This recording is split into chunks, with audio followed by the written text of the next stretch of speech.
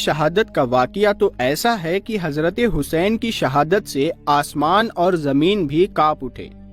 یہ دنیا کا تنہا ایسا واقعہ ہے کہ جس کے بعد آسمان لال پڑ گیا تھا، اور اس دن بیت المقدس میں جو بھی پتھر اٹھایا جاتا اس کے نیچے سے خون ملتا تھا۔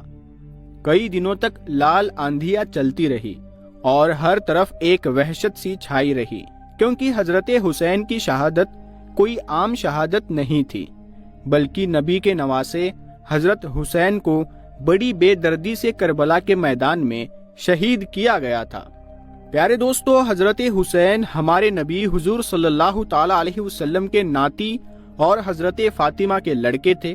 ہمارے حضور صلی اللہ تعالی علیہ وسلم کی وفات کے 50 سالوں کے بعد جب یزید بادشاہ بنا تو اس نے حکم دیا کہ سارے لوگ آ کر میرے ہاتھوں پر بیعت کرے اور مجھے اپنا بادشاہ و خلیفہ مانے۔ یزید ایک بہت گنہگار اور عیاشی کرنے والا انسان تھا۔ وہ مسلمانوں کا بادشاہ بننے کے بالکل لائق نہیں تھا، یہاں تک کہ کئی تاریخ لکھنے والوں نے یزید کے بارے میں لکھا ہے کہ وہ شراب بھی پیتا تھا۔ اسی لیے جب حضرت حسین کو اس بات کی خبر ہوئی کہ یزید مسلمانوں کا خلیفہ اور بادشاہ بن چکا ہے تو انہوں نے فرمایا کہ یزید بادشاہ بننے کے بالکل لائق نہیں ہے، اسی لیے میں کبھی بھی اس کے ہاتھوں پر بیعت نہیں کروں گا۔ کیونکہ حضرت حسین ہمارے نبی کے نواسے اور اس وقت لوگوں میں سب سے زیادہ مشہور ہستی تھے، اسی لیے مسلمانوں میں جب تک حضرت حسین یزید کو اپنا خلیفہ نہ مانتے تب تک دوسرے مسلمانوں کی ایک بہت بڑی تعداد بھی یزید کو اپنا خلیفہ ماننے کے لیے تیار نہ ہوتی۔ اب یہ خبر مدینہ کے گورنر ولید تک پہنچ چکی تو اس نے حضرت حسین کو اپنے پاس بلایا اور کہا کہ آپ یزید کو اپنا خلیفہ مان لے، ورنہ آپ کے خلاف کوئی بڑا فیصلہ لیا جائے گا۔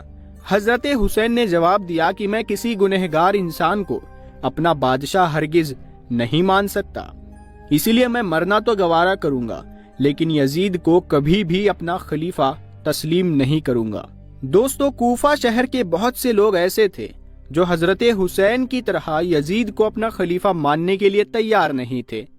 اسی لیے جب ان لوگوں کو خبر ہوئی کہ حضرت حسین نے بھی یزید کو خلیفہ ماننے سے انکار کر دیا ہے تو کوفہ شہر والوں نے بہت سارے خط لکھ کر حضرت حسین کو کہا کہ آپ ہمارے پاس کوفہ آ جائے، ہم آپ کو اپنا بادشاہ اور خلیفہ تسلیم کریں گے، اور آپ کی خاطر اگر ہمیں لڑنا پڑے تو ہم اپنی جانوں کا نذرانہ بھی پیش کریں گے۔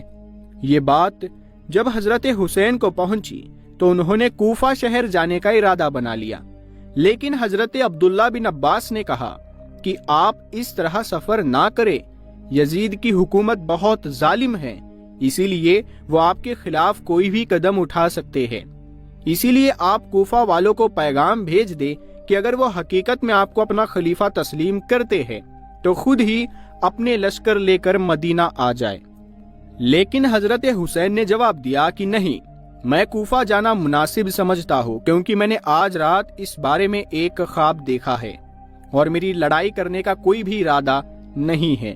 جب یزید کو خبر ہوئی کہ حضرت حسین نے اسے اپنا بادشاہ ماننے سے انکار کر دیا ہے تو اس نے ہر وہ طریقہ اپنایا کہ جس سے وہ حضرت حسین کو ڈرا دھمکا کر اپنی بات ماننے کے لیے راضی کر لے۔ اسی لیے جب یزید کو خبر ہوئی کہ حضرت حسین کوفہ شہر کی طرف اپنا لشکر لے کر نکل چکے ہیں اور کوفہ والے حضرت حسین کو اپنا خلیفہ اور بادشاہ بنانا چاہتے ہیں، تو یزید نے اپنے محل کے ایک بہت ہی ظالم اور سخت دل انسان کو کوفہ شہر کا گورنر بنا دیا۔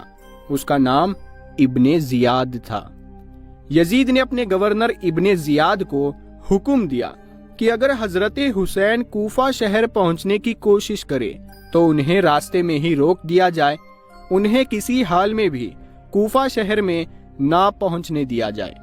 دوستو، کوفہ شہر سے سینکڑوں کلومیٹر پہلے کربلا کا میدان پڑتا ہے۔ جب حضرت حسین کربلا کے میدان میں پہنچے تو ادھر کوفہ شہر کے گورنر نے ایک بہت بڑا لشکر کربلا کی طرف روانہ کیا۔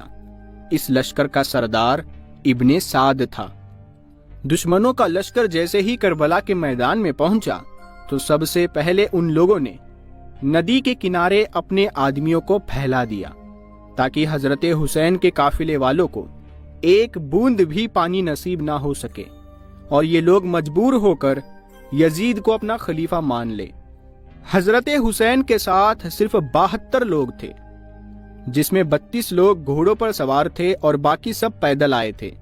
3 दिनों तक हजरत हुसैन और उनके साथी सब प्यासे रहे। हजरत हुसैन के साथ करबला के मैदान में उनकी बहनें, भाई और लड़के भी सभी मदद के लिए आए थे।